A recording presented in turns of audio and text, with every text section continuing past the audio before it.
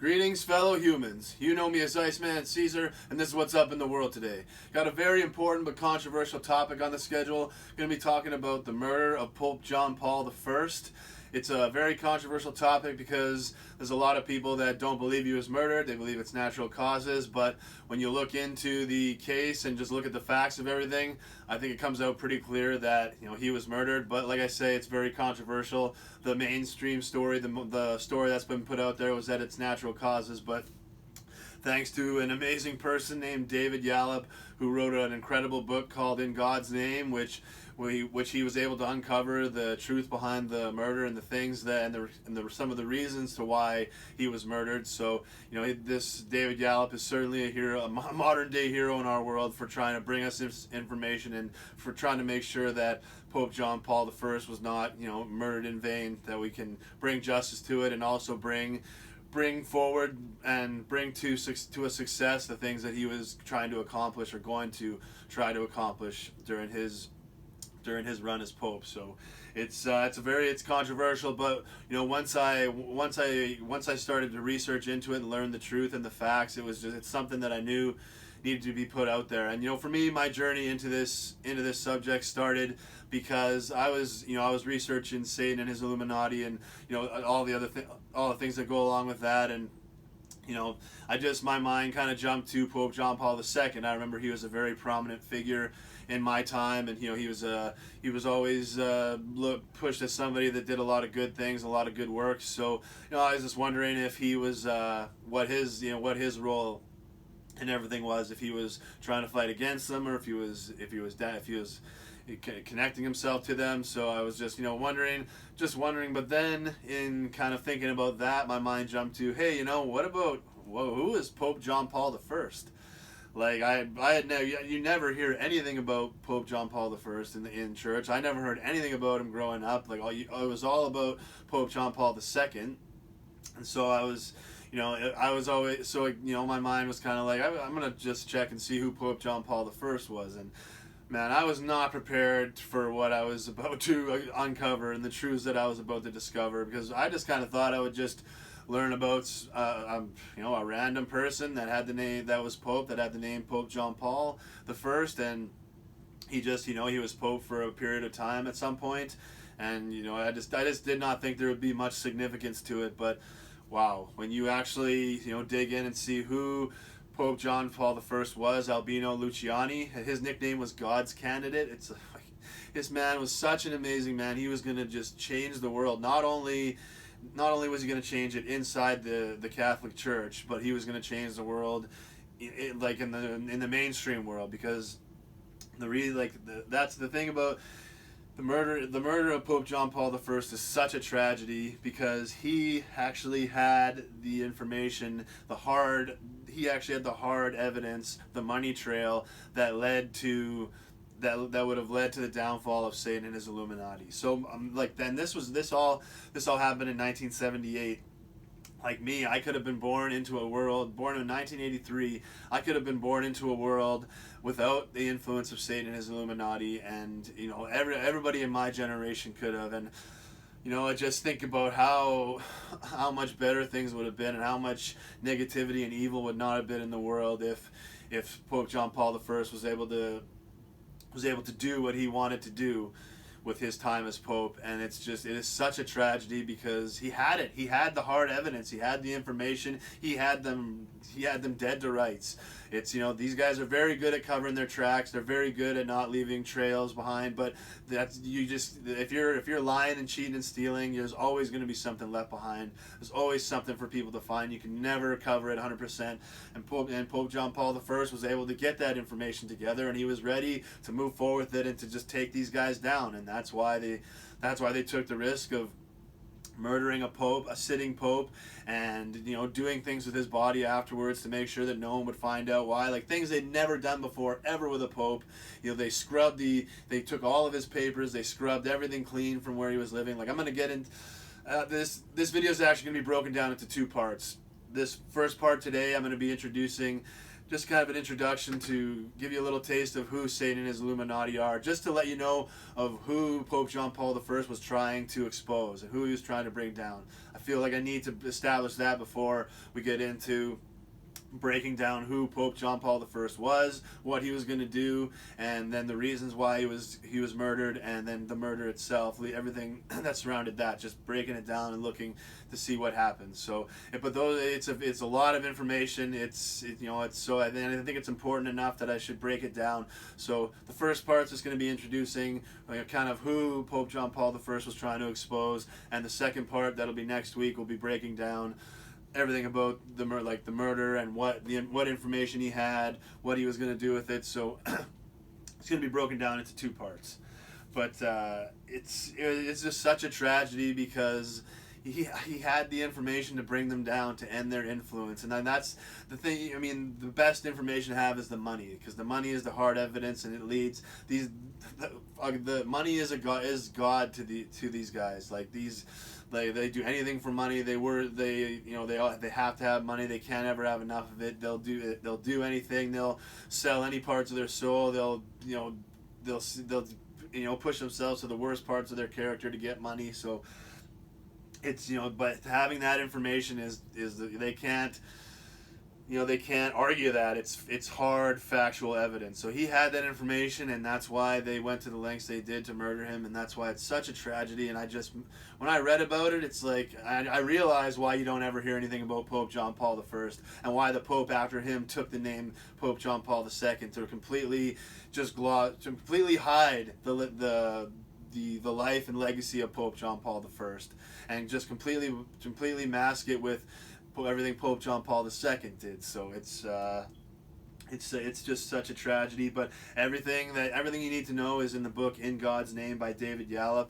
He's a modern day hero for bringing this to light and bringing this forward. So if you can track the book down yourself and look into it and do the research before we get to the video next week. Somebody will be breaking that all down. But today's video is about giving you an introduction of who he was trying to expose and how they control the world. Because I know, I talk a lot about Satan and his Illuminati, and they control the world, they control this and that and that. But for people that haven't done the research I have, and they don't have all the information, it might be hard to put the pieces together and actually to get a good idea in your head of what exactly, how people could control the world. How it's. So that's why I'm going to do this video like I am today. And I just think it's important enough to do in two parts, because I want people to kind of let this information sink in throughout the next week, and to be able to think about it, because there's lots of important information in the second part and lots of important information in this one. So that's why it's going to be two parts. But so I'm going to start by introducing, just breaking down Satan and his Illuminati and giving you an idea of how they control things, and just how it's made up. What is Satan and his Illuminati? That's and I say it like that because it's the way it's been put out there. It's like when people talk about the Illuminati, too many times they're not linking it back to Satan.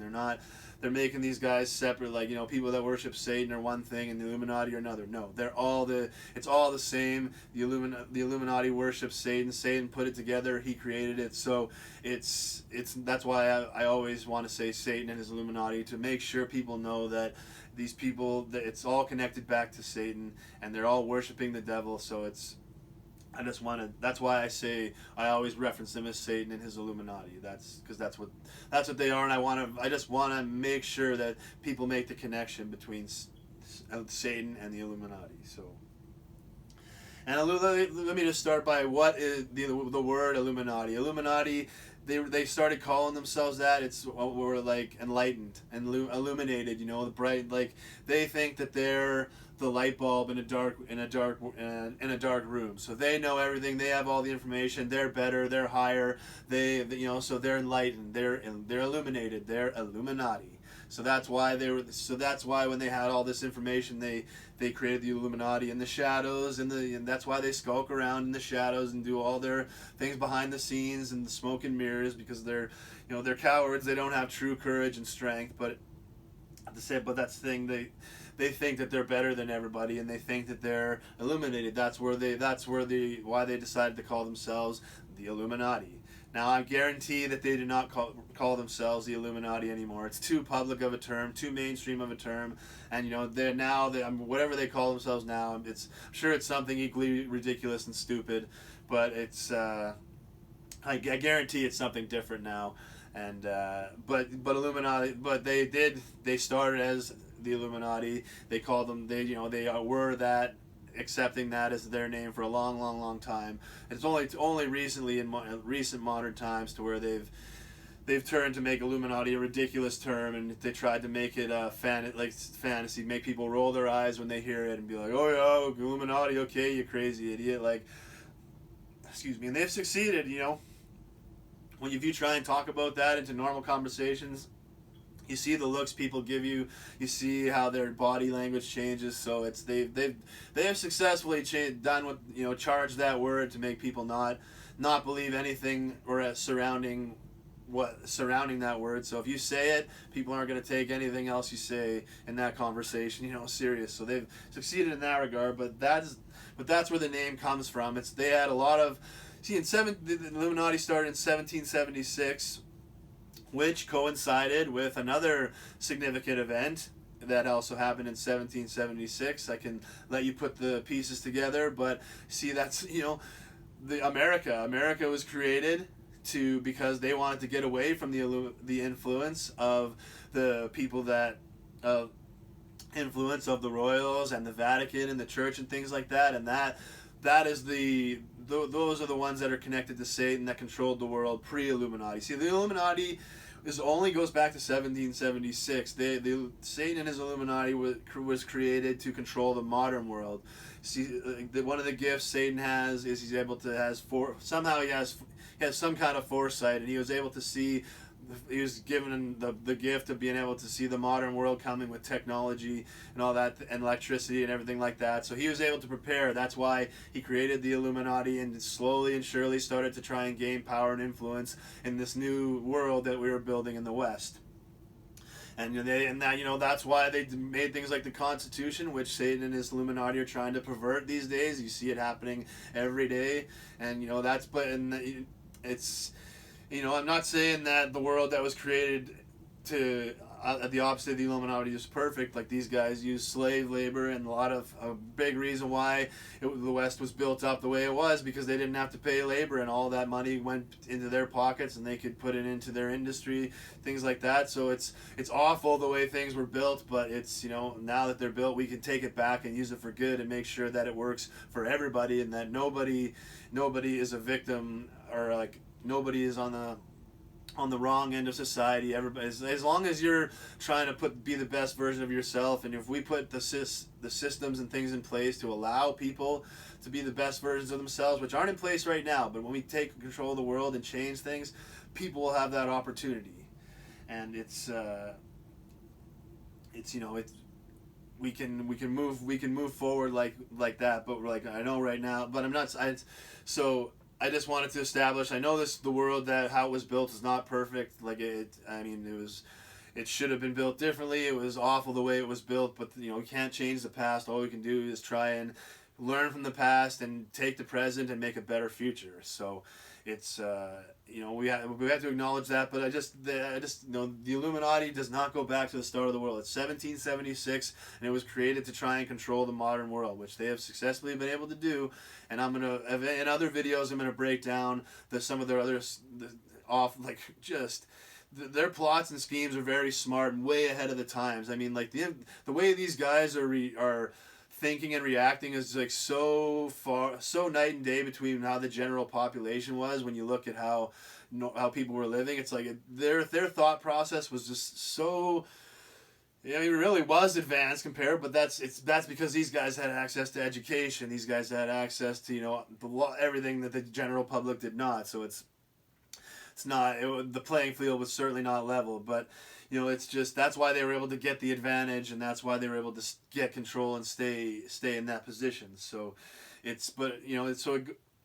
was created in 1776 to control the modern world, and you know, when I know when I'm talking about this stuff, I know where people's mind goes when, you know, it's people controlling the world and stuff like that. You know, it goes to like movies, like Fantasyland, like, you know, your typical or like your arch villain, you know, you know, sitting around, you know, in his big elaborate evil lair, and, you know, like, it's just there's it's it's not these people, the Satan and his Illuminati, are far, far more normal than you think. I mean, like, they're just, I mean, they're like you and me, suit and ties, like like they're just like you and me. They've just been, you know, they've just been in positions to have more information and more knowledge about, and just put it in a position to control the world.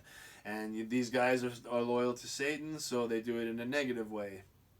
But it's they're way more normal than you think. You know, they're not reptilian. They're not this and they're not that. Like, they put that's disinformation out there to discredit everything and to make people not believe it and to just make things not real. Like, that's why they put it out there, so that when people start researching, they either believe it and they're gone way off track, or they don't believe it. They stop the research and they don't take the truth out of it, which is that these guys actually do control the world, and they are trying to work to, you know, make Satan the number one influence and controller of this world.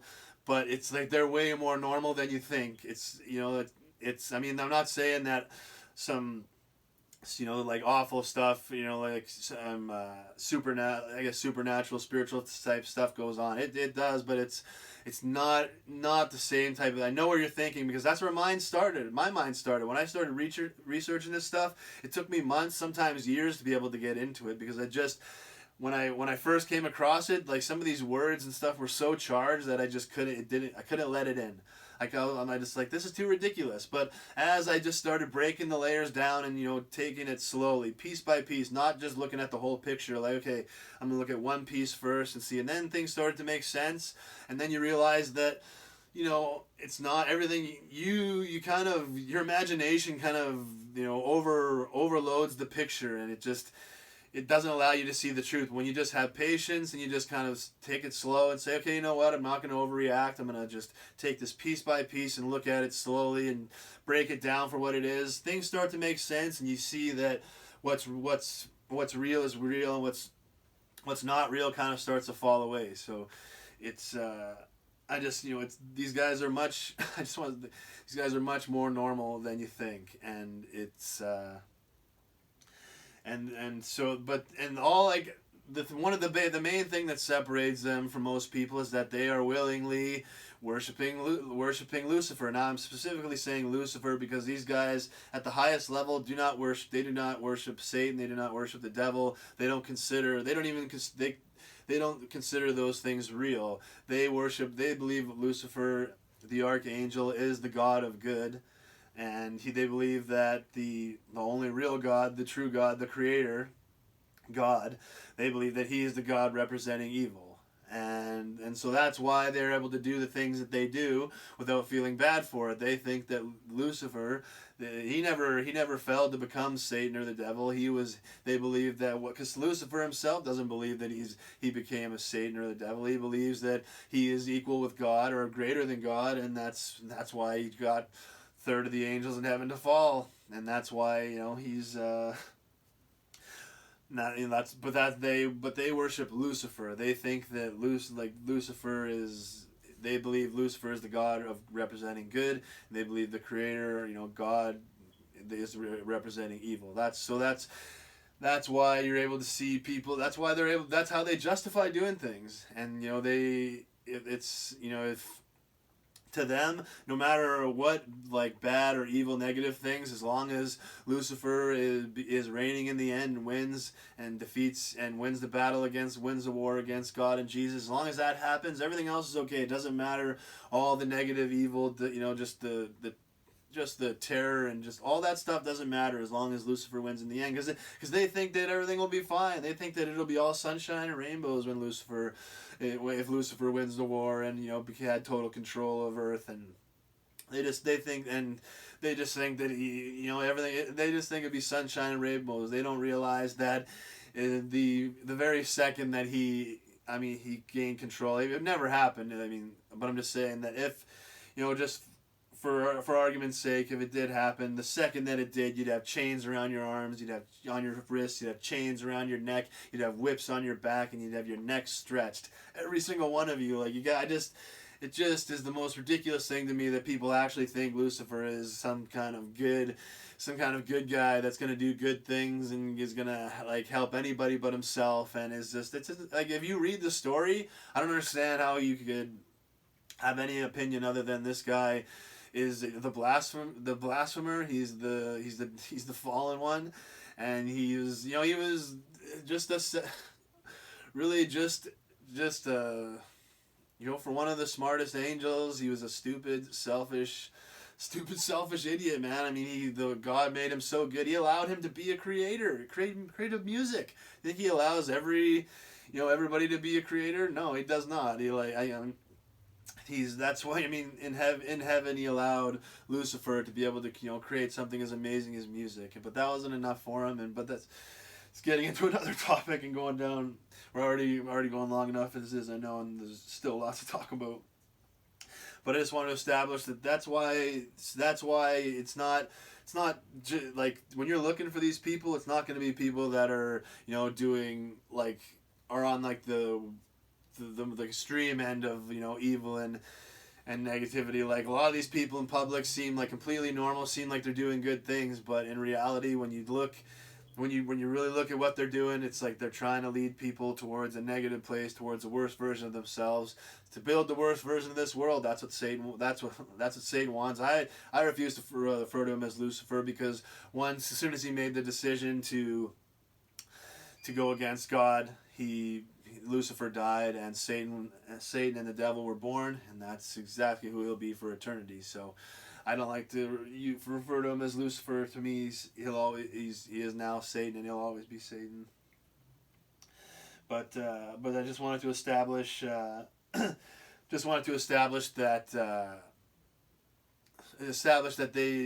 they're way more normal than you think.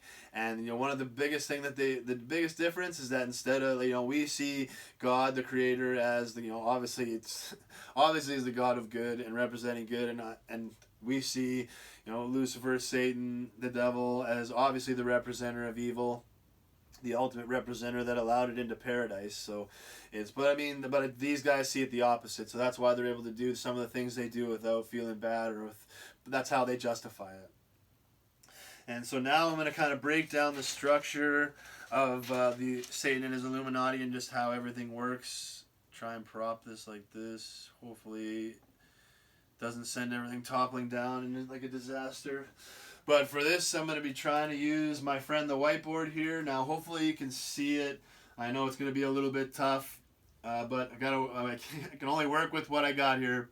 So I'm just going to use the board to try and break it down, and hope just to give people a visual representation of how things work, and just like I said earlier, I talk about how Satan and his Illuminati control the world, and I say it a lot, but I haven't talked about the details and let everyone know just how it works. And if you don't have the information, if you haven't done the research, then how could you possibly know? So I just wanted to break it down and hopefully you can see it, and you'll be able to follow along and understand. But so obviously the top of the satanic food chain, I guess we'll call it. The top is obviously Satan. He's the one that runs everything. He's the one that makes he's the one that makes the decisions, the plans. So now see, I know in the age of electricity, in the age of where this stuff has been not as pushed as.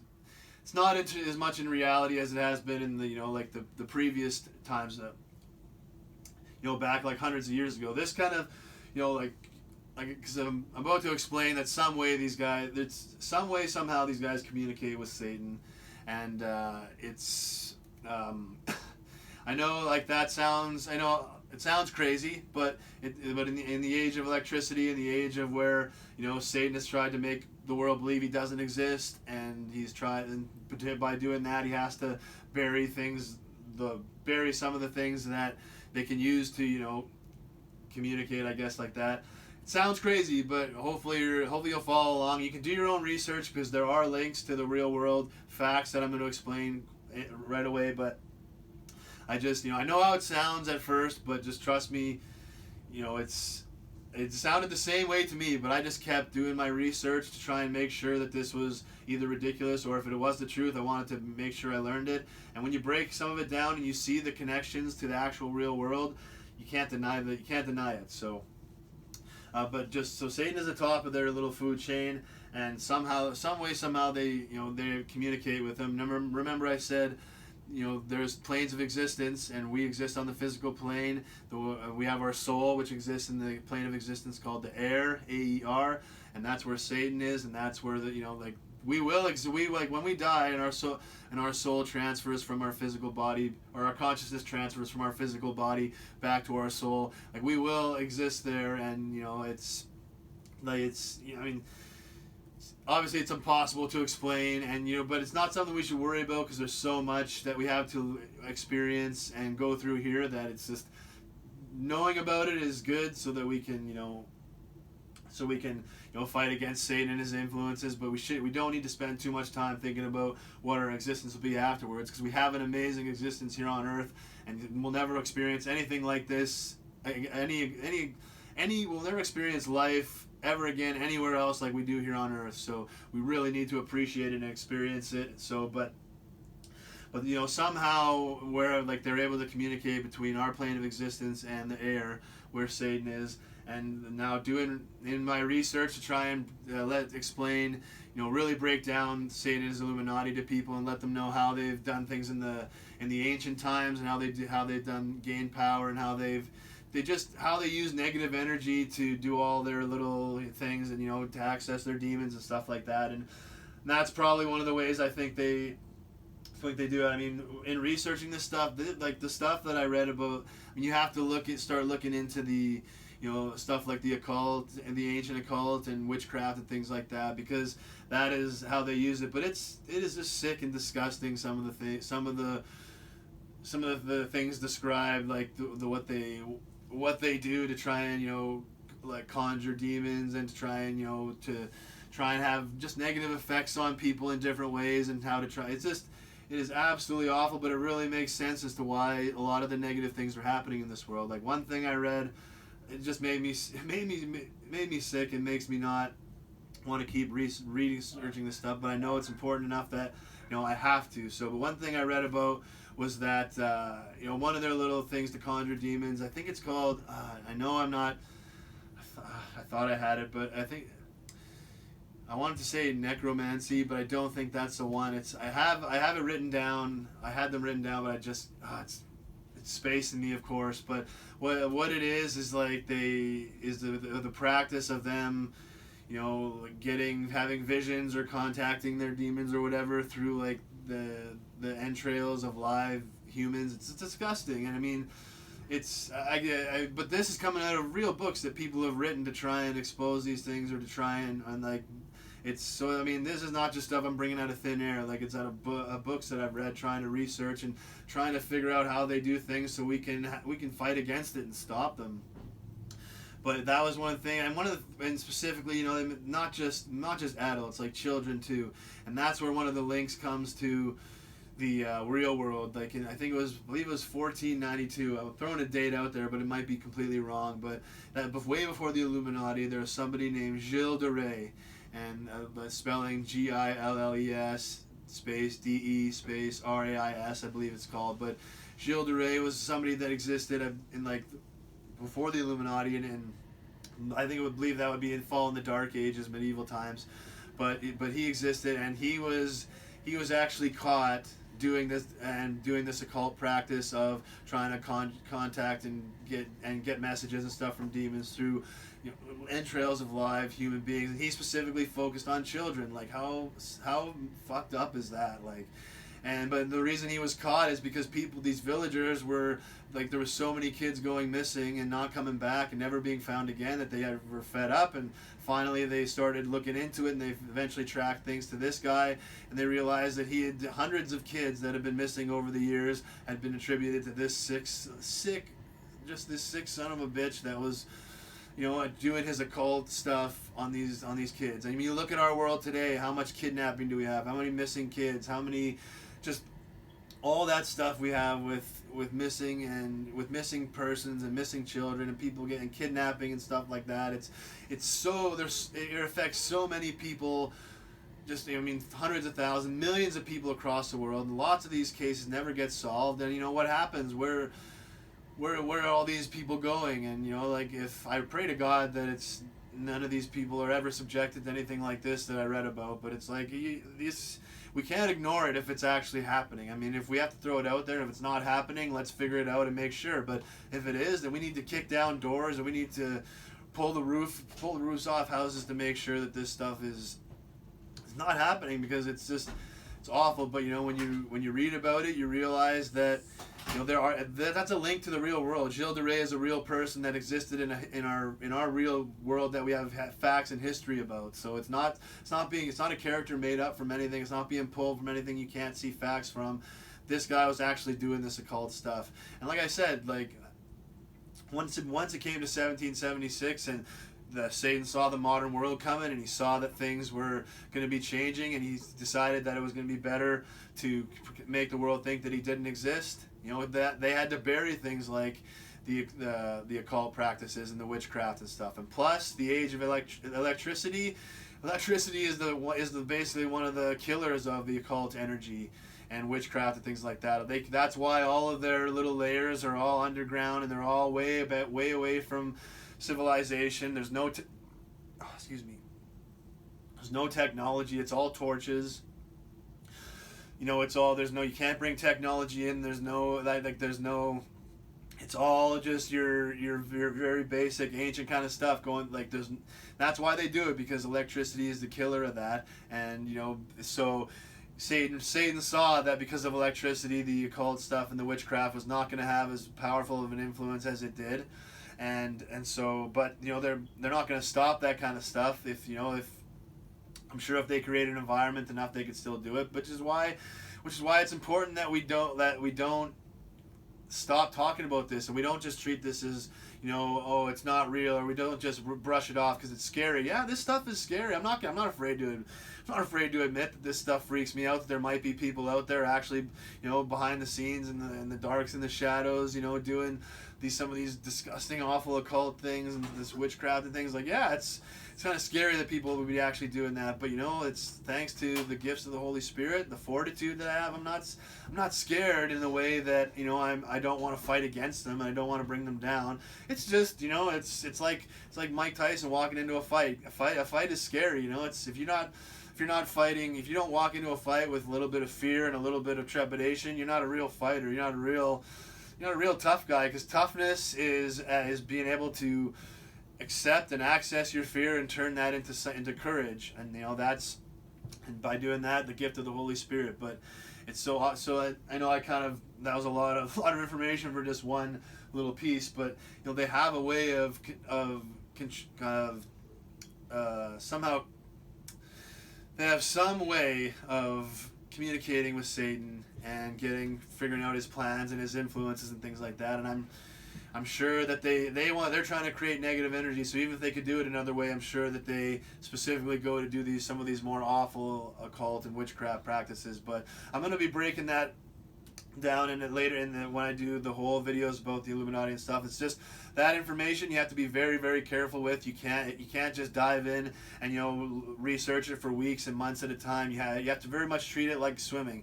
You dive in for a little bit, get as much information, do as much get as much information as you possibly can, and then get out, get some fresh air and breathe again. Because if you get in there too long, there's so much negative, there's so many evil influences that it's so easy to drown yourself and start going off on a path that's influenced by Satan, and you don't even know it. It's very, very serious, very dangerous information, so you got to be careful.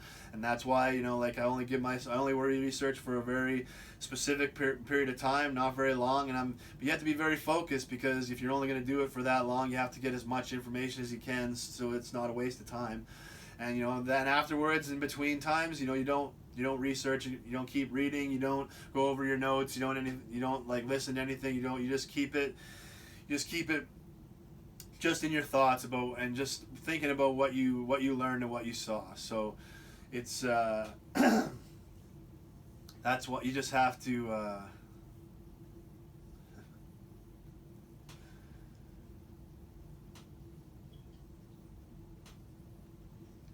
Losing my train of thought, but you just have to.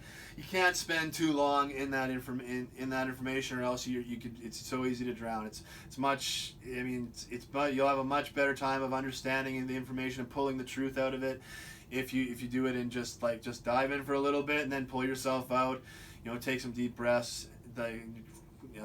Get some fresh thoughts, fresh air, and just. But it's important information that you have to look at it a little bit. But I mean, you have to learn about it so we know what Satan's doing, so we can fight against it. We can, we can figure out how to stop it. But it's, but they absolutely do use things like that. They have in the past, and I'm sure they do now. So somehow, I know I didn't want to get off track, but I mean, that's not really off track. I had to explain that. But so that's Satan is the top of the food chain. Some way they have a way of communicating. Now, who would have that way? So say the Illuminati is made up of 13 original bloodlines, and I believe, and it looks like they've added like 3 more. So now there's 16 bloodlines. And I know saying bloodlines is again sends people to okay, like it's saying like a movie villain or fantasy and things like that. If it did the same thing for me, it took me a lot of times, but I think I realized this because blood is a charged word. It is like when you talk about it, it's not an uncomfortable word to talk about. You throw it in a conversation, and I don't want to get off track talking about why it's a charged word. Maybe one day we'll talk about that, but I think the better word for it would be family lines. And it's so I mean the family lines are about blood. I mean it's your immediate family lines is what they're talking about. But the better word would be family lines, because they're basically made up of 13 original, but 16 now I think family lines, and the heads of all these families are what makes up the Illuminati. And now, so I know it kind of it's in a way it's kind of like all the villains sitting around a table. In a sense, I'm sure they have meetings like that, and it is like there is a head of the family that represents each family line. But that's the thing. Only the very top of these families know about what is going on, and that they're actually connected and loyal to Satan. Like everybody else below is they may be. Like, they may be living as the worst version of themselves, and they may be doing everything Satan wants them to do, but they're not specifically, worshiping Lucifer or Satan or whatever, and they're not specifically doing it for the devil. That's just been how they've been influenced to be raised, and that's... So, I mean, but they don't actually know. The people that all actually know are very few and far between, and only at the very tip tops of these families. So, and their job is to make sure that all the family members underneath are influenced in, I say, negative ways, to have negative opinions, to have negative thoughts, and to be closer to the worst versions of themselves, so that when they rise up in industry, that the people loyal that actually know about the Illuminati see this and they can bring them in, because it's people are living as the worst version of themselves. It's not as hard to convince them to start working against the rest of the world, because that's where it comes in. Oh, we're loyal to Lucifer. He's the god of good. These people are actually worshiping, the god representing evil. So it makes it easier, and that's why they set the world up the way they do, to have, so that people. It's hard for people to be the worst versions of themselves.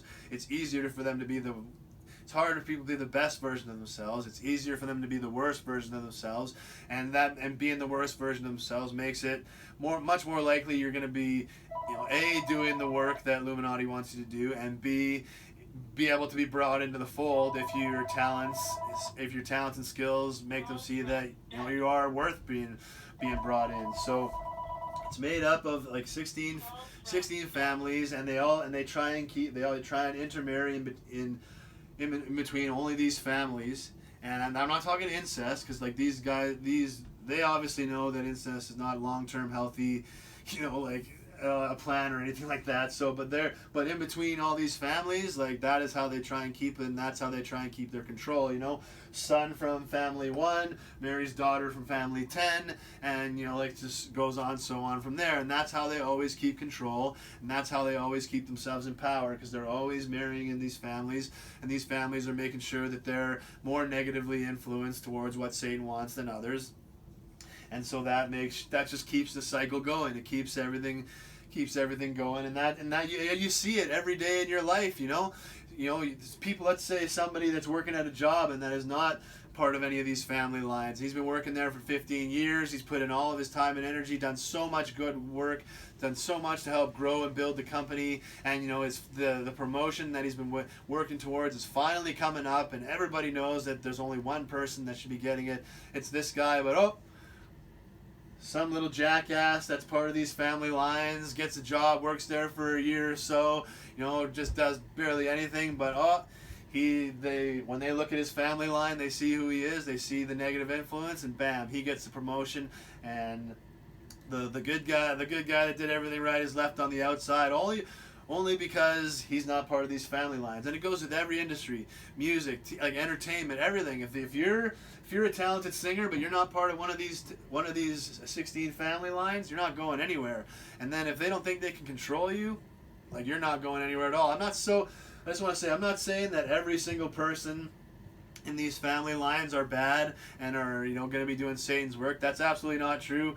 There's lots of people that are good. There's lots that figure things out and start to work against, you know, to try and expose the influence and the control that they have, and expose Satan as Illuminati. Probably the most famous was somebody named John Fitzgerald Kennedy Jr., JFK.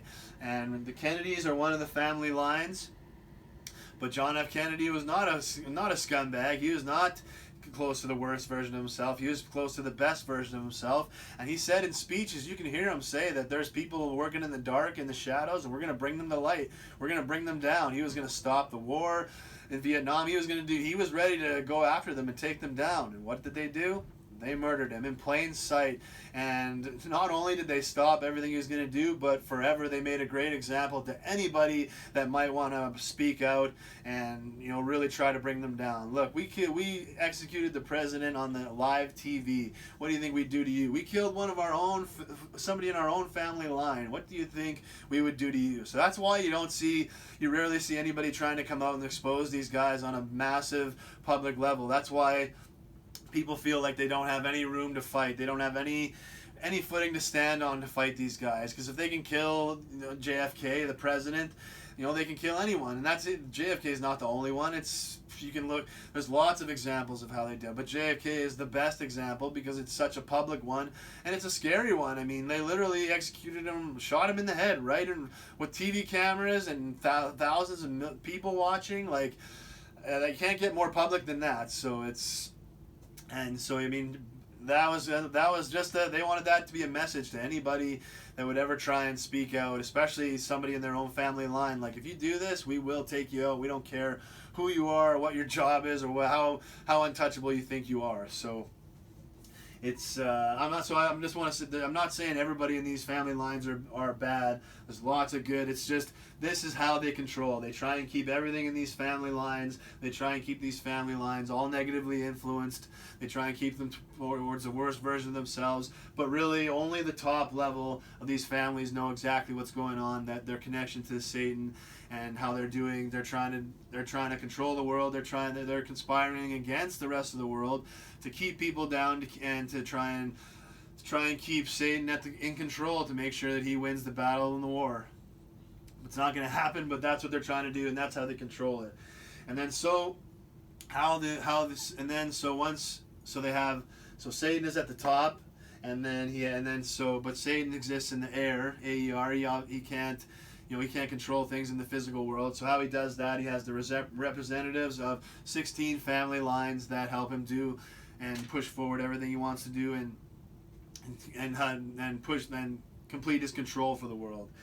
And so now, once you get into the world, now the Illuminati is broken down into 5 separate factions.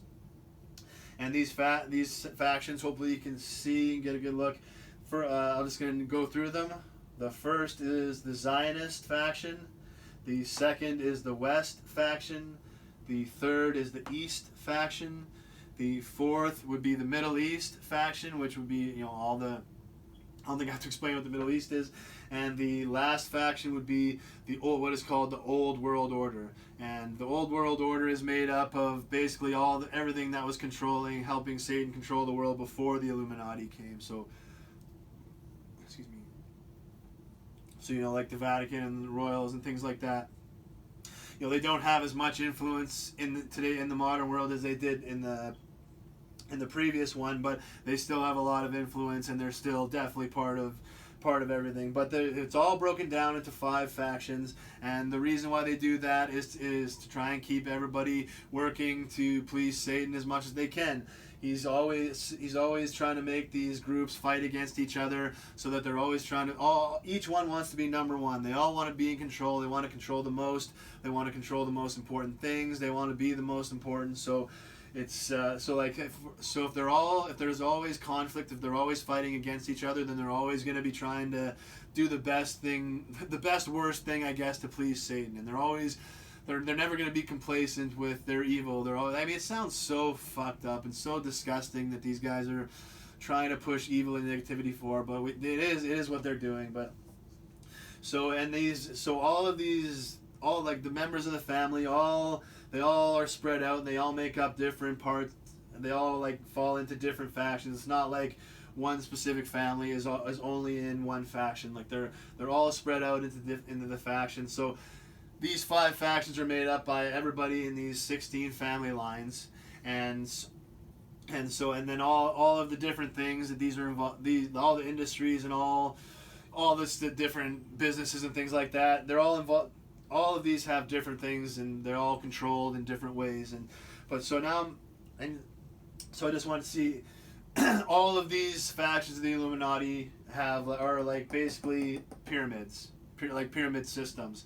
Only the very, very tippy top know exactly what's going on, and like only the very tippy top know of the connection to Satan, and know that they're trying to do his works and his influences and things like that. And everybody, and they create a system to where they bring people in at the bottom, and then the more bad shit you do, the more evil, the more of the worst version of yourself you are, the higher you can rise up. And eventually, if you have the skills and the potential to to be, I guess, one of these leaders in the Illuminati or in evil, then they'll kind of fill you in on what's going on and how they're specifically working for Satan. But it's all these pyramids, and that's you look at all these little societies they have. It's all, and then that's after the Illuminati. They just use hundreds and probably thousands of different little societies to control people, to keep people, to push people towards the worst version of themselves, and to keep them doing negative things, to spreading negative energy. Some of the bigger ones you've heard: Freemasons, Skull and Bone Society, Hidden Hand. I could go on and on, but it's that's where people get into the mistake and make the disinformation. Like I've seen videos where people are going to random Freemason meetings and confronting these guys, and you guys are conspiring, you're Illuminati, blah blah blah. It's like, to me that looks like Illuminati people pretending to be normal people and trying to discredit the truth seekers and everybody that's trying to bring the truth out. Like nobody has access to any meetings where they're actually talking about the connection to Satan or things like that. Like, that is just completely ridiculous, and that's what I say. Most people have there are people living as the worst version of themselves at these meetings, but they have most of them don't know it. They don't know why. They're not doing it on purpose. They're not serving. A lot of them think that they're connected to God and Jesus, but they're really not. And that goes into how false Christians leading people away, and false religions trying to lead people away that are trying to get to God and Jesus. So that's why they set up these pyramid systems. You look at the Freemason Society. My uncle, rest in peace, love you, Uncle Marcel. But my uncle once owned the the Mother Tucker's building in Winnipeg, which is actually used to be which was a Masonic temple, and it was converted into a restaurant. And because he owned it, we got to run around in there and explore. And man, it is just insane. Like I wish I could go in there now, knowing what I know. And I had no idea about the Illuminati, and I knew about the devil and Satan, but I really had no idea how real everything was. And just thinking back to and how about all the hidden tunnels, hidden rooms. It was like a maze going through some of these walls and going up to the third floor, like the attic part that we had to really work to get in. Is like the symbols and the thing. It's one of the most scariest moments of my life going up there. It was just crazy. It was just, but I mean that's what it's basically how everything works. On the bottom floors it seemed kind of normal and okay, but the higher you got up and the more floors that you went up to the top, it's like, man, the scarier it got, the more evil things you'd see. And it's just, but that's how they used to control people. Like the Freemasons are like, you look around and see how many people are a Freemason. It is a lot. And these people are just most of these people are looking for a brotherhood. That's it. They're just looking for, they're looking for people in their trade. They're in their trade to have fellowship with. Like most of these people are not looking for anything evil and negative. So while I say the Freemasons are connected to Satan is Illuminati, it's like it's just the people at the close to the top that do it. And if you break down Freemasons, it's like you have to they have degrees. It's like they have the 23rd degree, 33rd degree. And if you know anything about Satan and his Illuminati, they're all about their symbols, they're all about their numbers, they're all about trying to attach negative energy to things like that so they can keep it spreading. And so, but that's how they do it. You can't work your way up if they don't think they can control you, if you're not living as the worst version of yourself. And so that's how they use to kind of test people. And if you make your way up in the Freemasonry, then they'll bring you up into the higher forms of the Illuminati. So it's like, and if you work your way up in Skull and Bones, you'll get to higher forms of the Illuminati. And it's like all of these little societies and things that they use to control people, to try and create more people that are loyal to them. It's all in this little pyramid system, and it's all designed to keep a certain few in control that are loyal to Satan. And it's like, if Satan is the more people that are let in on it, the harder that it is to control. So that's why Satan keeps it a very tight, a very selective circle. He doesn't let everybody that's the worst version of themselves in, and everybody that does not. He keeps it very selective because the more people in, the harder it is to control. So each one of these factions are all set up, and they all have their own different little secret groups and societies and stuff, but they're all set up to keep negative influences and energy going. And so moving to the world, they're all involved in different businesses and industries, but what has been referred to as the satanic trinity for control of modern society is the three areas, the three industries, the three businesses that are easiest to spread negative energy and influences are oil, weapons, and the bank. Now, I just wanted to establish firmly before I go, I'm not saying these are all 100% evil. I'm not saying there's no good in them. When we take control of the world and good people control it again, and when we take it over, and then when we take it back, we're going to absolutely need all three of these things. I mean, we're going to need oil to do things, to use things, to have for some of our industry. We're just not going to be solely reliant on it. We're not going to have it's going to be renewable energy is going to be dominant for our electricity, but we're still going to need oil. Like, certain things will run better and more efficiently on oil, but if our entire society is not dependent on it, we're not going to be running through it as much. We're not going to have as many pipelines or as many drilling or all that stuff as we do. We're going to be able to use it on a much, much more sustainable scale. So, I mean, but oil industry is a great way to spread negativity and evil energy. It destroys our environment. It destroys our fossil fuels. It pollutes our environment. It just does so much negativity and evil that it's why they chose it as one of their industries to make as one of their dominant industries. And then weapons. I know that people think, how can there be something good about weapons? How can we ever possibly need weapons? But we are going to need, even when we take control of this world and defeat Satan and get control of the world back, we're going to need to have weapons to defend ourselves, to make sure that when Satan tries to make a comeback and attack us again, and he will, no matter what, he will always try and come back, and he will try, even the strongest, he'll try and influence. He'll try and get in your ear. He'll try and attach a demon to you. He'll never give up trying to win, no matter how many times we defeat him in battle. But if we're aware of that, and we're always checking ourselves against it, we're always making sure that all of our decisions are what would Jesus do, and not making sure it's not anything that Satan would want us to do, then he'll never be able to rise up again when we defeat him. And when we take this world back, he'll never be able to take control of it back, because we'll always be prepared. And if anybody ever does want to work for him again, we'll have the weapons to defend ourselves. But we're only going to need to make these weapons once, instead of now, to where it's an industry where it's just endless bombs, endless ammunition, endless guns, endless this and that.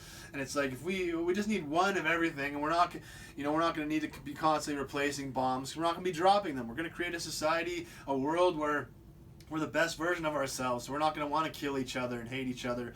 We're going to be trying to help each other, and we're going to be trying to just have fun and create and fellowship and create the best positive energy. But we're going to need people to be skilled and prepared to use the weapons. So it's like we're going to need that, but obviously we're not going to need a war machine like we have now, to where it's just, there's always a war to fight, there's always a conflict, there's always a bomb to drop, there's always a gun to shoot, there's always someone to kill. It's like that's why they chose. That is why they choose weapons as one of the industries for the satanic trinity, to try and control the world. Because if they look at it as thinning the herd. All these, the war brings out a lot of courageous souls that want to try and fight evil. But in some of these situations, it's impossible. The evil is way removed from the battle, and it's like they refer to it as thinning the herd. And that's why one of the reasons why I want to end this war machine society we have, so we can instead of people losing their potential and losing their lives and something evil and negative as war, they can stay in society and put the best versions of themselves out there, and maybe cure cancer, or maybe bring us a technology that will gives us just insane amounts of energy to use for electricity. We don't need to rely on things that hurt the environment and stuff. So who knows what potential is lost from people that are cut down in these senseless wars and conflicts. But weapons is one of the industries. The third industry they use is the bank.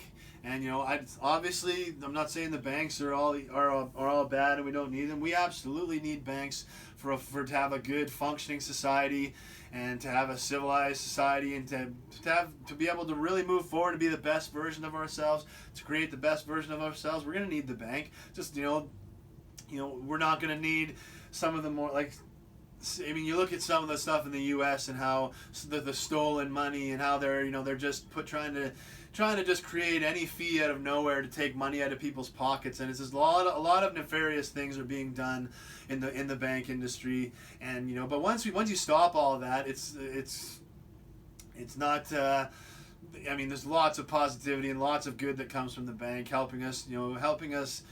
I have this argument with people sometimes, and people think that money is completely evil and can't be used. But I really think there's a place for a monetary society, as long as we set up to make sure that everybody, as long as everyone has a guaranteed minimum, everyone has enough to survive and be a human being, then a monetary society gives value to things. And it's there. Obviously, you have to be very, very, very, very focused and specific on how you set up your society, because it's very easy to turn for greed. The line is very thin between greed and and values. So it's we just need but you can find that balance between greed and value. But monetary society is absolutely good to set up. And wow, just lost power. But my phone should still be running. Hopefully you're able to still see this.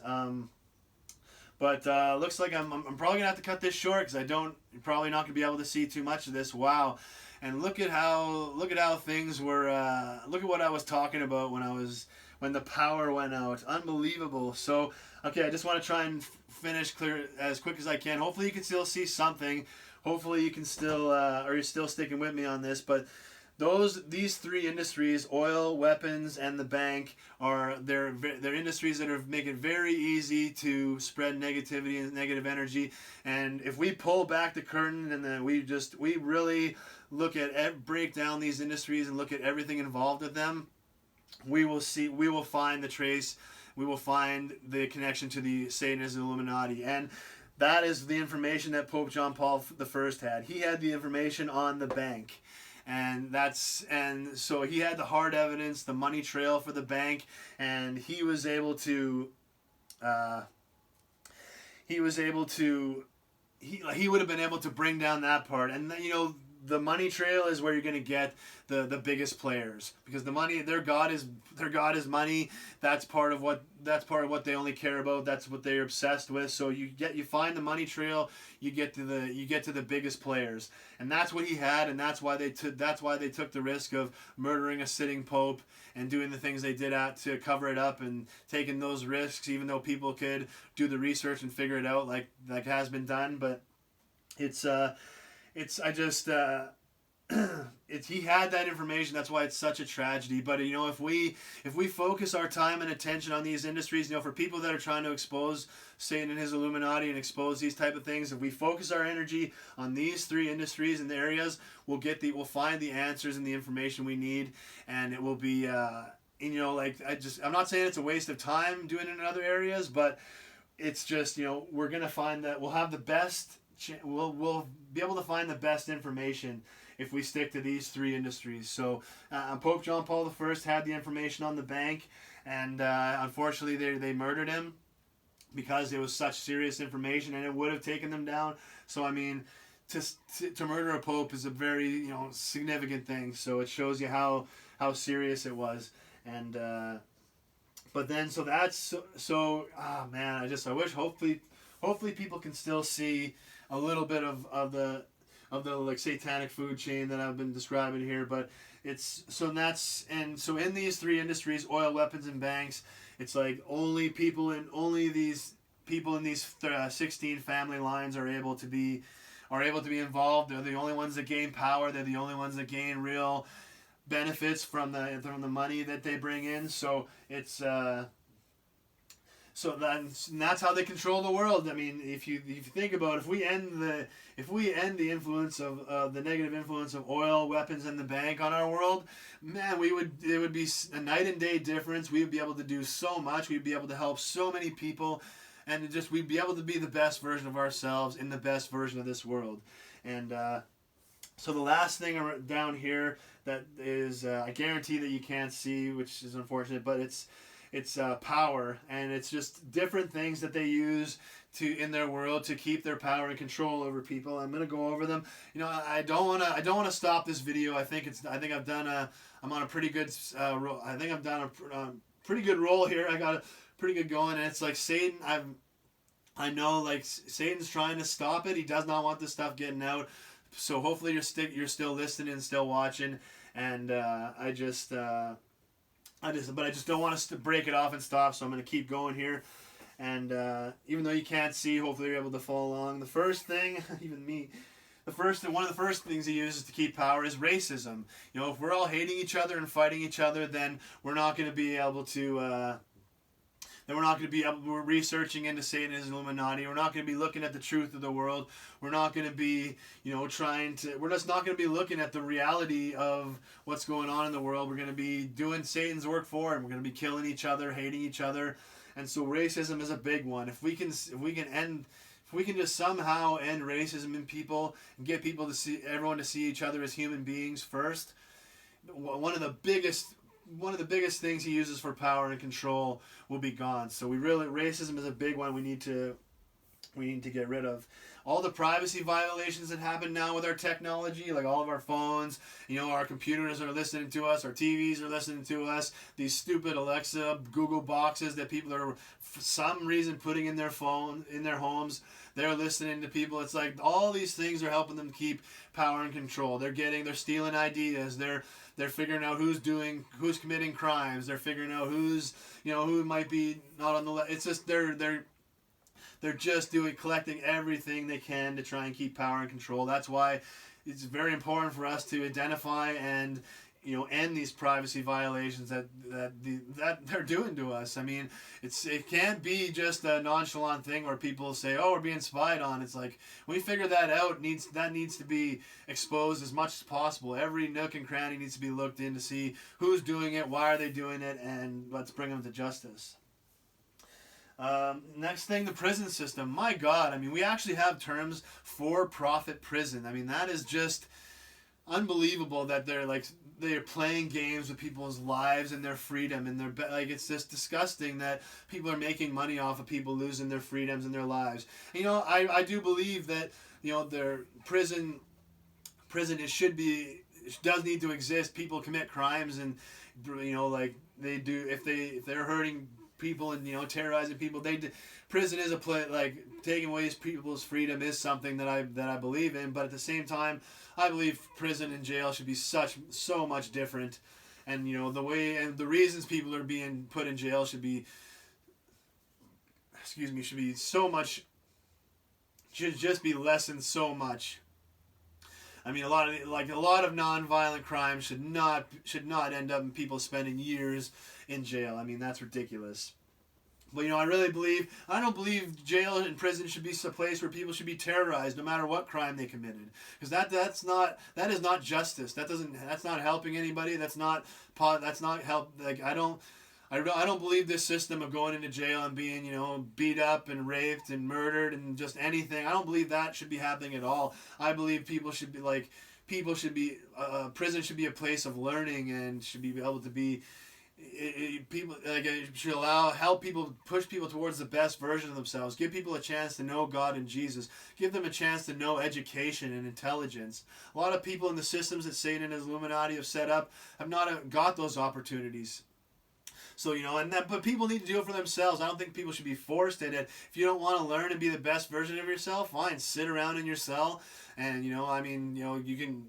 I'm not saying be confined 24/7, but this negative environments are not going to be tolerated. It's like if you're going to be a hateful, violent, negative person, you won't be able to be around other people in the prison and jail and stuff, and you won't have access to being the best version of yourself. But I don't believe that these environments of people being terrorized in prison should exist, because that's not help. That's not punishment. That's not.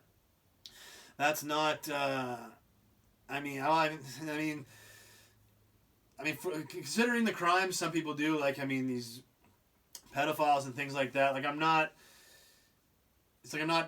in a way feeling sorry for them. It's just like having the same thing done to them is not true justice. It's not. They will be. Trust me. Anybody that does some of these awful crimes will be punished and will pay for the consequence for their sin in some way. There's some of the, it's just this prison system where people are profiting off of people being in jail, and prison should be a much different system. I don't think people should be in there to be terrorized. I think people should be in there to be helped push towards the best version of themselves. And I don't believe. I'm not on the side where there should be no prison, but at the same time, I don't believe it should be anything close to what it is now. So, but that's one of the ways they help keep their power and control and their negative influence is with that prison system, because it takes the freedom away, a lot of great potential, and puts a lot of people, takes people a lot of people out of the world that shouldn't or wouldn't be normally out of there. So. We need to seriously end and overhaul the awfulness of the prison system. And that going hand in hand with that, the police right now. It's like you look at these black people that are being just executed. They're being murdered in the streets by police officers. That's not. And I mean, I just feel I really feel for the black people in America right now. I mean, my God, just seeing a cop drive by you would put your heart in your chest or up in your throat. And as for God forbid the lights come on, I mean, I can't even imagine what you'd be going through at that point, because these people aren't doing anything. They don't have weapons. They're not resisting, and they're still being gunned down. So it's being shot like over 10 times sometimes. It's like, my God. I also feel for good cops that are trying to be real police officers and do the job that police officers are supposed to do and be what police officers are supposed to be. I really feel for them, because not only is it hard to do that when the entire public thinks you're scum, but it's like you have to work alongside these people that in their character is not true police officers. They're not, that they're thinking that they have these awful, disgusting viewpoints and things. So it's like, I just feel for everybody involved with the awfulness that's going on in police right now, and I really can't wait until we get till we get to a point where somehow, some way, either it's a cop or a group of cops step up and just starts to put the real police officers back into the force again, and starts to put real police work out on the streets again, because a lot of police officers now they're not police officers, they're hired thugs for the influences of Satan and his Illuminati, even though they don't realize they're working for that specifically, but that's what they're doing. And we need to get to a day where police officers are police officers again. So that's a great way for them to keep power and control, because police officers are supposed to be how they help us keep law and order in a functioning society. And if people don't believe in them, they're not gonna believe in functioning society. So it's just we have to somehow, some way, put the police officers back into being police officers. And then drugs and alcohol. Those are big ways that they keep people controlled and under negative influences, because it's man-made drugs, man-made pharmaceuticals. Alcohol. It changes people. It doesn't let you be who you really are. It changes you from the best version of yourself. It doesn't let you be the best version of yourself, and and it just makes it makes the way you think. It makes changes your decision making. It is just it is so awful, the influence man-made drugs have on our society. I mean, and it's not just man-made street drugs, man-made pharmaceuticals. It's like, I mean, it's just all these. A lot of it is just not even medicine. It's just pain. It's just things to mask the problem. And it's so easy for people to go in and get that first prescription of some serious pain medication like OxyContin, but it's not the first prescription that is the problem. It's the second, the third, the fourth, the fifth. However many more. It's like once you get addicted, they get a taste for it. Some people can't stop, and then all of a sudden they're hooked on these opioids. And the opioid crisis is exactly that. It's a crisis right now. And it's affecting not just people who think, it's just losers that do that. I've seen, as a massage therapist, seen people that it breaks my heart to have see a wife bring in a husband who's I could see him getting hooked on morphine. I could see him getting hooked on OxyContin, and it's not for anything you should even be using that for. But what can I do? I can't. There's only so much I could say and do, and it is an absolute crisis right now. And part of the problem is people just don't think it's a big deal. It's like cocaine. Cocaine's a big problem is people think it's no big deal. Think they can do it recreationally. Think you can do it, put it down, and pick it up anytime you want. Think it doesn't affect your brain. Think it doesn't affect your brain pass and how you think, your decision making. No, it is one of the most awful, horrible drugs, because it has such a negative effect on you, but you don't realize it. You don't think it does. Same thing with most of these pain pills and opioids. It's like people don't think they're that bad. Oh, it's prescribed by a doctor, so how bad could it be? It's like, man, you just don't realize what the motivations of some people. Like a lot of these doctors get big fat bonuses at the end of the year for writing a certain amount of prescriptions and giving these pharmaceuticals a certain amount of money.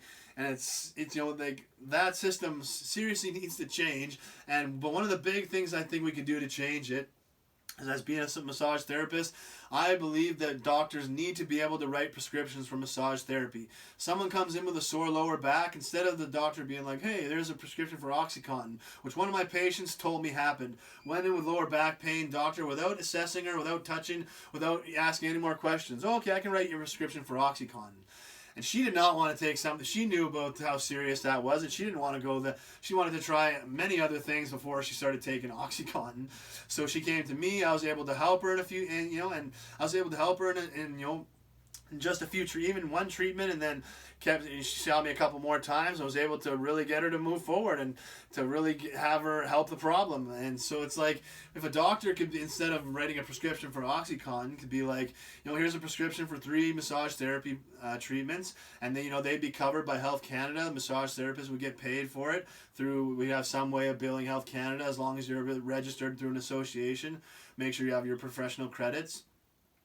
But it would allow massage therapists to have a bigger role in healthcare. Would allow us to get paid a little bit more, so that we can make it's kind of hard right now to make a career out of massage therapy if you don't own a clinic and have people working for you. So if we were able to be brought into the health industry like that, and be able to have doctors write prescriptions for massage therapy, we'd have more massage therapists, and we could keep some of the more skilled and better massage therapists in the industry, because there'd be money to be made in it. Because you have to, that's why it's you have to be able to make a certain amount to survive and to be able to support your family these days. So, and I think it would take a lot of pressure off of the healthcare industry, because we'd be able to fix some of these problems, and people wouldn't have to continue to come in for doctor's visits and for tests and screenings and things like that. It would be able to get rid of these problems. They could be contributing more positively to society. So I really truly believe that massage therapy should be something that doctors can write prescriptions for, and it should be covered by Health Canada, so people don't have to pay for it. And I just think about, ever since I've had that idea, I think about how many people it would help that don't have insurance benefits or things, or money to afford massage right now. I think about how many people it could help if a doctor could write a prescription for massage therapy. It's just thousands of people. It would change our world, I think. So it's it doesn't have to be just completely removing something. We can remove things and bring other things into it, so that we're not going to rely as much on pills and stuff. We are going to have other things to try and help you. We're not just going to leave you with no help. So, but we have to do something about the opioid crisis and the drug and alcohol industry, because it's killing people, and it's keeping our world from the best version of itself. And if people were more receptive to God-made plants like marijuana, cannabis, our world would be in a much better place, and we'd be much more better off. But thankfully the power turned back on. It's hopefully everyone's still stuck with me. Hopefully you could still see enough of what I was talking about. I didn't want to stop the video there. I didn't want to cut it off, but it's just, you see, it seems random and not real, but look at where Satan cut. I really truly believe that it's an influence by Satan. He cut the power and wanted me to stop this video and start it again, because obviously I must have hit some good points in it. Some people out there say it was just random, it was just a coincidence. Maybe it was, maybe it wasn't. But for me, I look at that as where I was in the video, what I was talking about, and what I know. The power shuts off.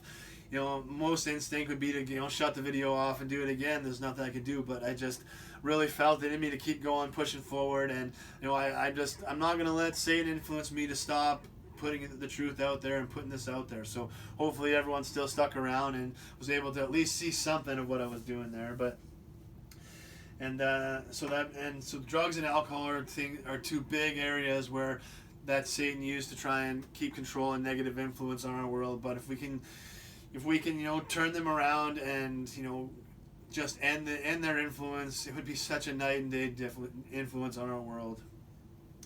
And then there's other the big events talked about. JFK, the assassination. That was a big event they've used to keep their power and control. Not only did it stop what JFK was going to do, but it was a good example for everybody else in the world that might want to rise up and stop and expose them. 9/11, that was a big thing because that gave them so much more power and control over the world. It allowed them to control the airports. It allowed them to push forward on wars. It allowed them to control oil. Allowed them to control the opium fields in Afghanistan, which is obviously a big part of their man-made drug industry. And it gave them so much control. It allowed them to, allowed them to take away people's privacies and liberties with the Patriot Act. The Patriot Act is one of the things that was influenced. Sorry, I gotta take a break and hit the mute on this.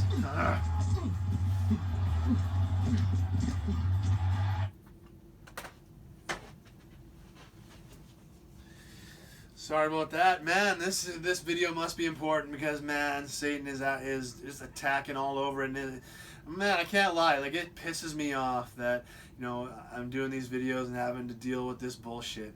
But, you know, I don't really care. Like, Satan, I hope you're pissed off too. I hope that Satan is pissed off with me putting the truth out there, and I really don't care if, you know, anybody believes me or I've said it for a long time. I don't care if I'm the only one standing against Satan. I will stand against him, and if I have to do it by myself, I'll do it by myself. I really don't care. But 9/11 was a big way. It gave them, I mean, Patriot Act basically was a huge thing. It kills the Constitution. It allows them to do so many things that were against why they set up this country against the Illuminati.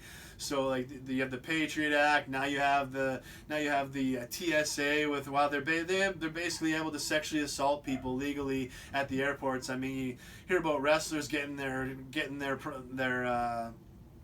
themselves fondled by these disgusting scumbags, and they just search through everything. It's a joke. It is an absolute joke, and they do it to just spread negative energy and influence. And, you know, it does something to a person to have, you know, you don't want somebody to be touching you, and they're touching your most private, intimate areas.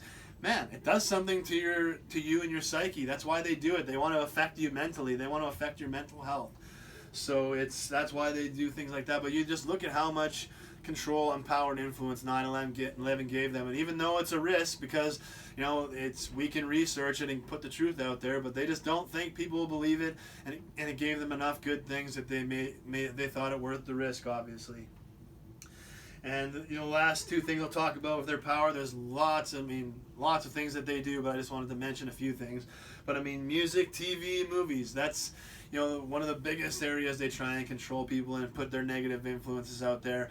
I mean, when I read, one of the reasons why they gave the TV to us on a mass scale was because they knew it was one of the best mediums to put out, like, subliminal messaging and, you know, hypnotic energy and things like that, and to just put out their negative influences. And you look at it, that's what I mean. It's not just a negative thing. There's been so much good and positivity inspired by that, but there's also been lots of negativity and evil inspired by that. And you look at music these days, rap music right now. I mean, look at my brother is working with youth at Youth for Christ right now, and to see the influence of the current rap music on them, it's like, man, it's clear why it exists and why they allow these guys to have these positions, to make all this money, to make this kind of music, because it's influencing them. I heard it today, just at fellowship. I mean, kid picks up a glass of iced tea, he's like, I got my lean. It's like, you know, that's why they do it, and that's why they let these losers be just, you know, have no jobs, nothing to do for all day. All they do is make their little YouTube, or make their videos, Instagram, snaps, and these kids see these guys doing nothing productive with their lives, and they think that's an actual way to live your life, an actual way you can go.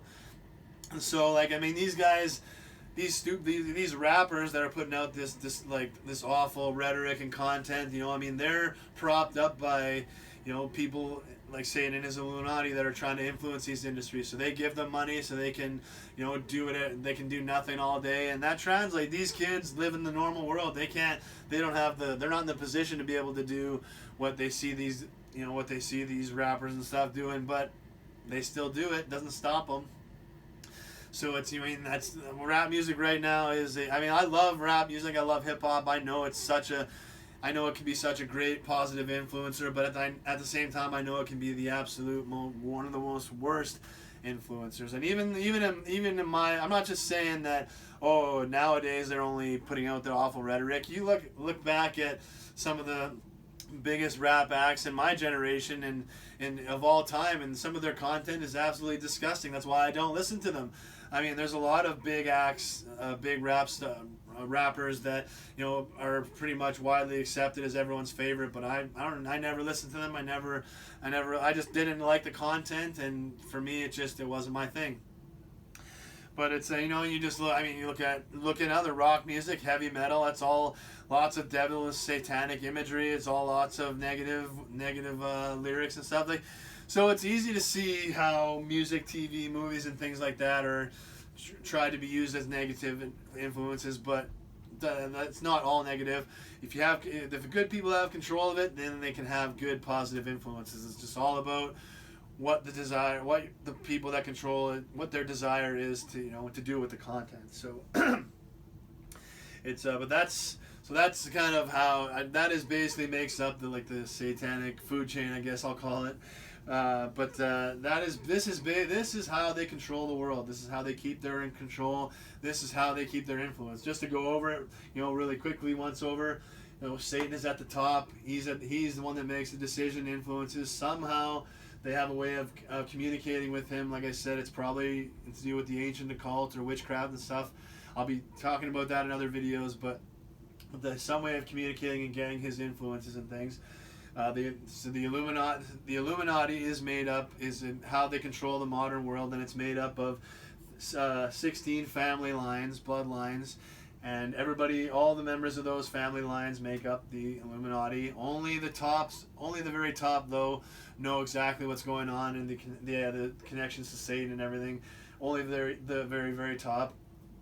Now moving into the actually controlling the world, the Illuminati is broken up into 5 different factions. The factions are made up with different members throughout these 16 family lines. The different factions, going over one more time: Zionist, West, just the western part of the world; East, eastern part of the world; Middle East, everything surrounding in the Middle East, you know, those countries. And then last one, the Old World Order. That's how basically the groups that Satan used to control the world before we got into modern times for the Illuminati. So, and they all are set up in pyramid systems. You know, you have to work your way up to, you know, get to the top, get the most success and information. But like the family lines, only the top, very, very tippy tops know exactly what's going on and know about the specific connections. Then once you get into the real world, the 3 industries that they use to push the negative influence and control on our world and to keep a negative influence and control are oil, weapons, and the bank. Just want to establish firmly that these are not all bad. These are not just pure evil or bad. Like, we need them, but we need them to be controlled by good people, and we need their influence to be far less on our world. So, but these are the ways that how they control the world. And basically these are the power players in these industries would be who makes up Satan and his Illuminati. So if we focus our time, attention, and research on these areas, pulling back the curtain on these areas, they'll lead us to the answers and to the place that we need to go to expose the Satan and his Illuminati and the influence and control. And then just talking about the power, the different things that they use in society to keep people from knowing the truth, to keep people down, to keep people from the best version of themselves, and to keep their negative influences and control going. So it's not as complicated as you might think when you break it all down. When you break it all down, it actually makes a lot of sense, and you can see the ties to our real physical world. So it's not just coming out of nowhere. It's not just being made up. Like, this is real. This is how it works, and this is what's going on today as we speak right now as you're watching this. This is what they're using to control the world. So, if we just wake people up to it, and we get people to open their eyes and realize what's going on, we can end their control. We can win this battle, and we can finally, for the first time in the history, basically in the entire history of the world, Satan has had control. And I don't know about anybody else, but I do not want the second coming to happen. I don't want Earth to end without good people ever being in control for not even 1 second. I don't like that would be such a crime and such a failure and such a awful thing, awful legacy for human beings to leave. I just want us to be able to rise up and figure things out, to see the truth, and to finally take control back of this world from Satan. I know it's going to happen. I'm fighting it, and good will always overcome. But I want us to get control of this world. I know it's going to happen, but we gotta wake up to it. And one of the biggest ways, the things that'll lead people to it, is 9/11 truth. And I always push it out there. The 9/11 truth is the thing that people need to wake up to. It'll help lead you to what's going on and help explain things.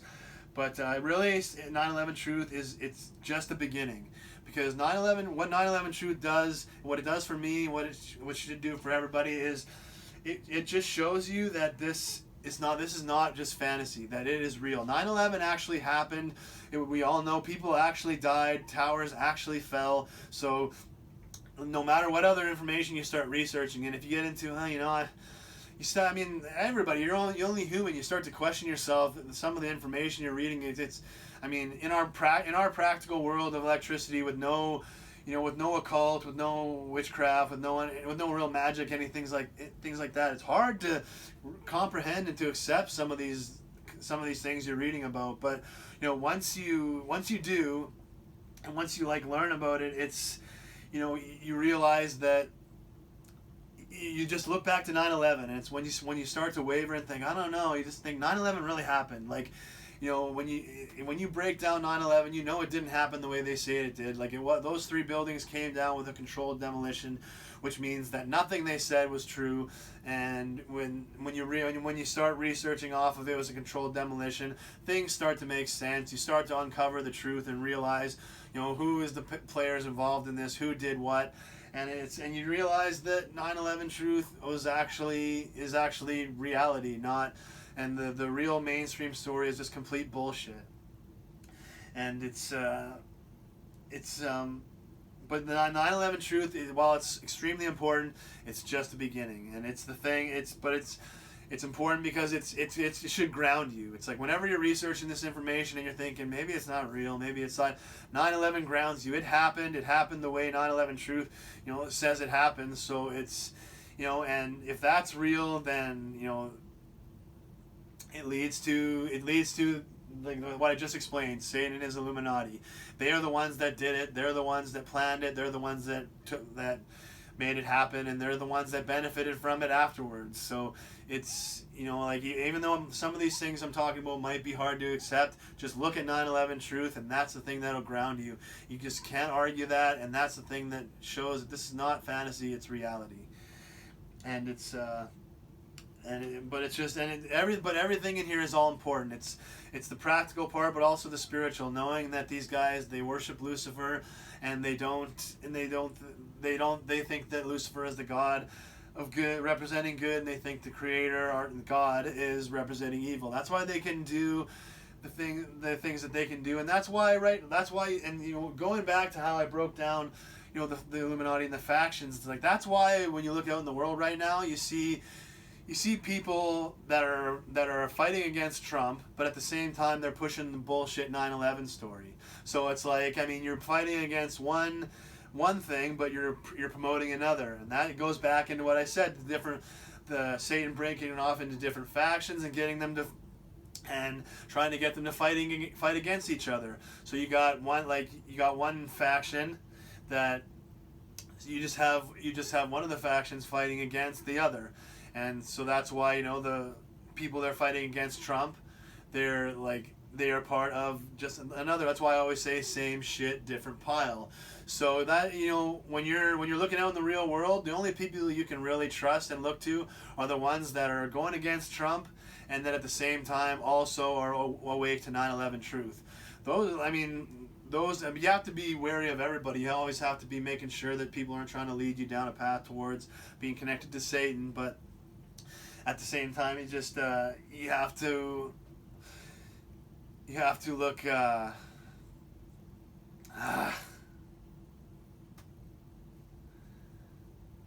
Dang.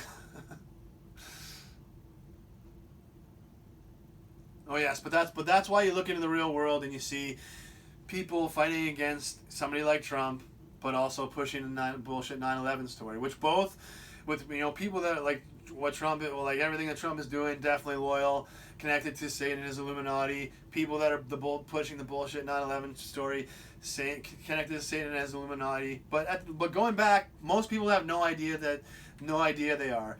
Like, so it's like makes no sense, and it does nothing to try and confront people. Oh, you're working. Most people have no idea. They're trying to be deceived, just like we are. It's just they're being influenced to be more of a worse version of themselves than others. But most people do not know of the exact specific connection to Satan and his Illuminati. So like that's why I say people are. It's tough because people are working and doing things that help Satan and his Illuminati, but they don't know it. So it's hard to really fight against them because you can't fight someone if they don't know what they're doing. Goes back to our Savior, the Messiah, Jesus. Father, forgive them, for they know not what they do. And that he said that about all the people trying to crucify him and spitting at him and things like that. And it's like that's how we have to treat everybody. It's like. That's why it goes back to one of the first videos I did. The only true enemy is Satan. It's like he's influencing all of us. We all are good, and we are influenced to be something that is not good. So like Satan is the only enemy, and that's why it's like it's hard to fight against people that you can see doing things that help the Illuminati, because lots of them have no idea. They don't know that they actually are. So you have to be very careful, and I mean it's just. Going out there and confronting people and accusing people, it's not what you should be doing. Don't do that. And I mean, just learn this information, keep it to yourself, and just look into do things to where you can actually help that are not going to be going against anything. Like for me, I've had this information for a long time, and it was only until in 2018 when God put it on my heart to start doing these What's Up in the World Today videos that I've actually been putting it out there. I've done, I in different ways through my Twitter account and things, I've tried to put information out there and expose these things, but really, I don't go out there and accuse people that I see helping the Illuminati, oh, you're evil, I know what you're doing. It's like, you don't do any of that, because it's not going to help, and it's just, I know most people have no idea they're helping. So that's why hopefully these videos will open people's eyes to what's going on, and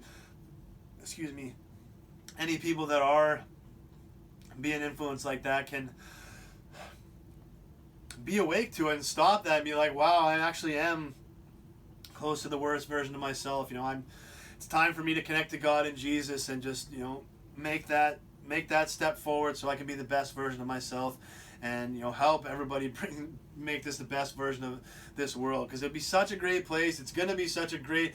I mean, once we go through, I mean, the people that grew up. I mean, the elders of our society that in the next 5 to 10 years, I know we're gonna be changing the world very, very soon. I know it's happening soon, but when a lot of people that have lived their whole lives in this controlled the world controlled by Satan and his Illuminati, I bet they're gonna be a little bit like, man, I can't believe this is the world you guys get to live in now, and the world we had to live in. Like, it's gonna be so much more positive, so much more good, so much more room for fun and play and and discover adventure. There's all the good positive energy. That's what the world's gonna be, and when we set up a monetary system to where there's a guaranteed minimum. Everybody has enough to survive and be a human being, and that, we just make sure that, we set it up to where, people that work it'll almost be like a privilege to work, so that you have, like, people that want to have a little bit more, if they want to be a collector. I like steel books, so, I wouldn't want just a guaranteed minimum. I would want to work and, make a little money to collect steel books, not to make me better than anyone, not to make to anything like that. It's just to create value for things. Because I mean, if we don't have monetary system, it's like, okay, who's gonna work just to make sure the lights stay on? Who's gonna make movies just so people can watch them? And I mean, on paper, yeah, that's people shouldn't be doing things to make money, but money helps create value for things. I know I'm getting well off track. I've already talked a long time for this. I apologize, but I I just want to really establish that it's going to be, when we change the world for good and we get this world set up into the best version of this world, people are just going to be so blown away by, you know, the type of life that we get to have. So I just hope everyone wakes up very soon to it, because I don't want to wait. I know what kind of a great world we're going to have, and it just excites me. So I don't want to wait for it. I wanted to bring it in now, but you know, we just got to wake the world up. We have to bring everybody, you know, wake everyone up to the truth, and, you know, help everyone catch up to the best version of themselves, because, you know, some people are going to need a lot of help, but we're not leaving anybody behind. There's nobody that's not going to be able to get there, so we just got to do it. And part of it is putting this information out there and having everybody wake up to what's really going on. But so that kind of brings me to the end of this break into this introduction. I know, a long introduction, but I felt I needed to do a complete breakdown.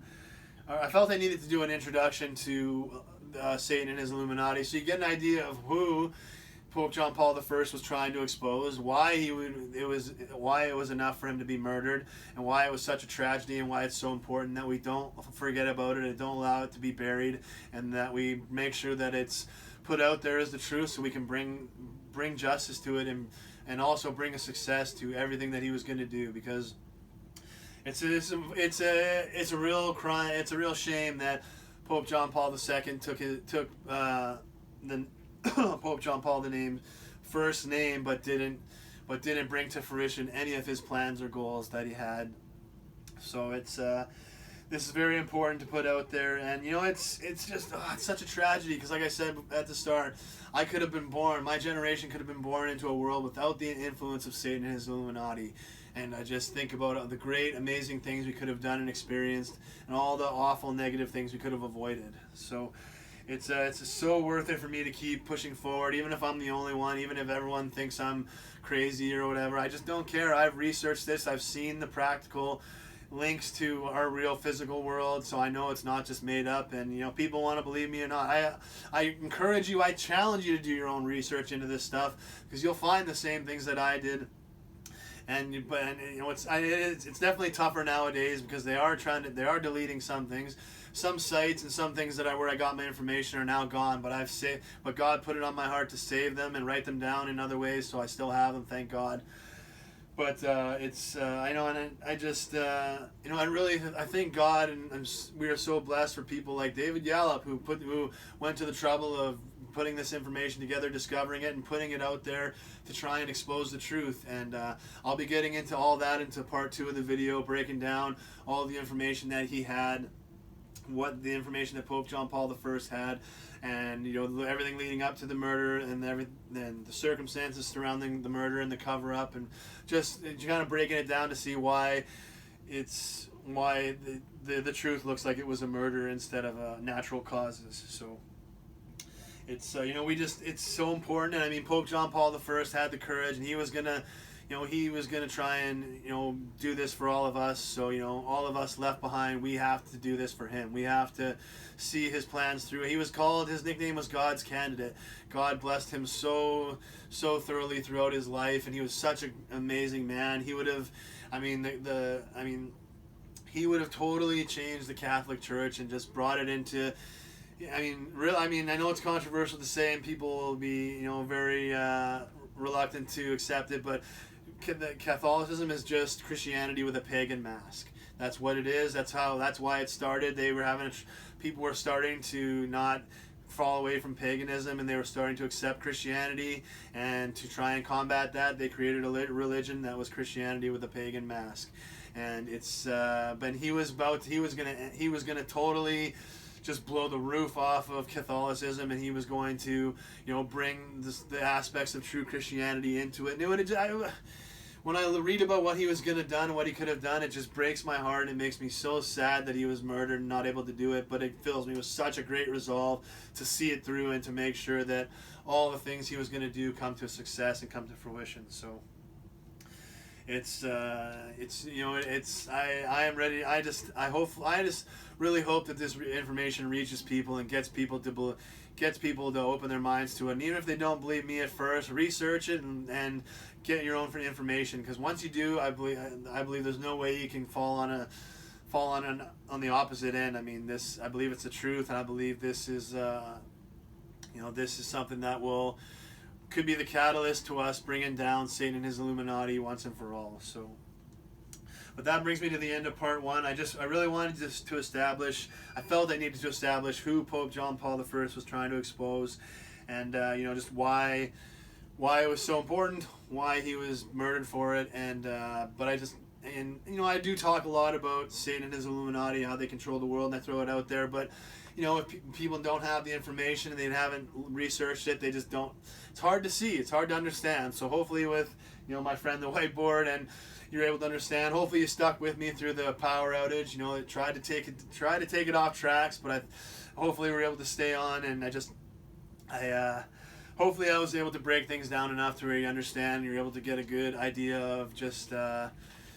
Of what the truth is to all this situation. But that's it for part one. Next week will be part two. I'm going to break down, just go through all the information he had as to how the money trail, the paper trail that led him to see that Satan and his Illuminati was how they were controlling the world, how they were trying to get into the church and control the world. And so all that information will be next week. So. I know it's heavy information. Hopefully, if, as always, you have any questions or comments or whatever, just leave a comment below or get at me on Twitter at IcemanCaesar. I really appreciate everyone for sticking along, especially through the power outage. And as always, I thank everyone for coming along for the ride, and we'll see you soon down the road. Much love and God bless. Peace.